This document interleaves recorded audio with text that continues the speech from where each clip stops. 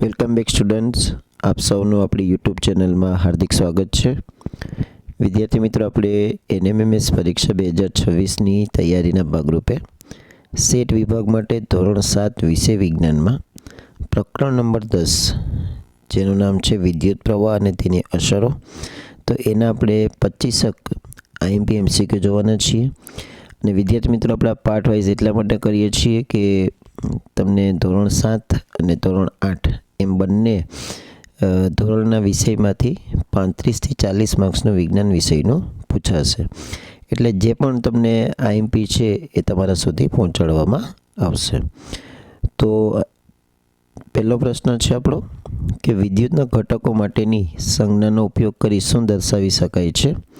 તો પહેલામાં જવાબ આવશે વિદ્યુત પરિપથ. રિમોટ કંટ્રોલમાં શ્રેણીમાં રહેલા બે સેલને જોડતા પણ રિમોટ કાર્ય કરતું નથી, તો આ જોડાણમાં શું ખામી હશે? તો જવાબ આવશે કે સમાન ધ્રુવો સાથે જોડેલા છે. લાંબો સમય બલ્બ ચાલુ રહે તો બંધ કર્યા બાદ તરત પકડી શકાતો નથી, કારણ કે વિદ્યુત પ્રવાહની ઉષ્મીય અસરના કારણે. ચોથો પ્રશ્ન છે નીચેનામાંથી કયા સાધનની અંદરના ભાગમાં એલિમેન્ટ હોતું નથી? તેમાં જવાબ આવશે ટ્યુબલાઇટ. પ્રશ્ન નંબર 5, વિદ્યુત પરિપથમાં વપરાતો તાર શા માટે જલ્દી ગરમ થઈ જતો નથી? તેમાં જવાબ આવશે બી, તેના ગલન બિંદુ ઊંચા હોય છે. પ્રશ્ન નંબર 6, સેલ માટેની સંજ્ઞા કઈ છે? તેમાં જવાબ આવશે એ. પ્રશ્ન નંબર 7, નીચેનામાંથી કયું વિદ્યુતનું સુવાહક નથી? તેમાં જવાબ આવશે ડી, કાર્બનનો સળિયો.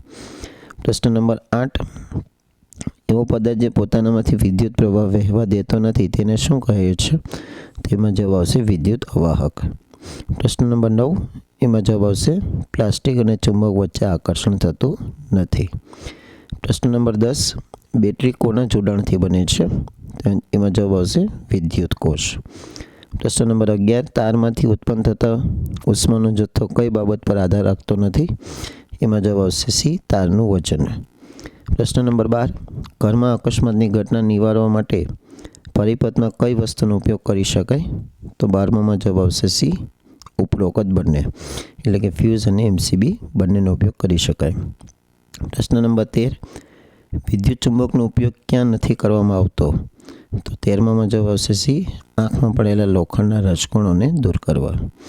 14મો પ્રશ્ન, તારમાં વિદ્યુત પ્રવાહ પસાર કરવામાં આવે છે ત્યારે નીચેનામાંથી કયું વિધાન સત્ય છે? તો 14માં જવાબ આવશે એ, તાર ગરમ થાય છે. પ્રશ્ન નંબર 15, વિદ્યુત કોષમાં કેટલા ધ્રુવો હોય છે? તેમાં જવાબ આવશે 2. પ્રશ્ન નંબર 16, વિદ્યુત કોષની સંજ્ઞામાં લાંબી રેખા શું દર્શાવે છે? તેમાં જવાબ આવશે બી, ધન ધ્રુવ. પ્રશ્ન નંબર 17, નીચેનામાંથી કઈ પરિસ્થિતિમાં જોડાણ અવસ્થામાં હશે? તો 17માં જવાબ આવશે સી. પ્રશ્ન નંબર 18, વિદ્યુતના કયા ઉપકરણમાં વિદ્યુત કોષ વપરાતો નથી? તેમાં આવશે ટ્રાન્ઝિસ્ટર.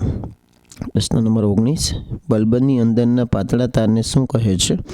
તો કે ફિલામેન્ટ. પ્રશ્ન નંબર 20, જ્યારે બલ્બ ઉડી જાય ત્યારે ફિલામેન્ટમાં શું તફાવત થાય છે? એમાં જવાબ આવશે એ, તૂટી જાય છે. નીચેનામાંથી કયા ઉપકરણમાં વિદ્યુત પ્રવાહની ઉષ્મીય અસર સૌથી વધુ જોવા મળે છે? તો 21માં જવાબ આવશે ડી, ઇલેક્ટ્રિક હીટર. ખાસ પ્રકારની ધાતુમાંથી બનાવવામાં આવતો તાર કે જેમાંથી મોટો વિદ્યુત પ્રવાહ પસાર થતાં પીગળીને તૂટી જાય છે તેનો ઉપયોગ ક્યાં થાય છે?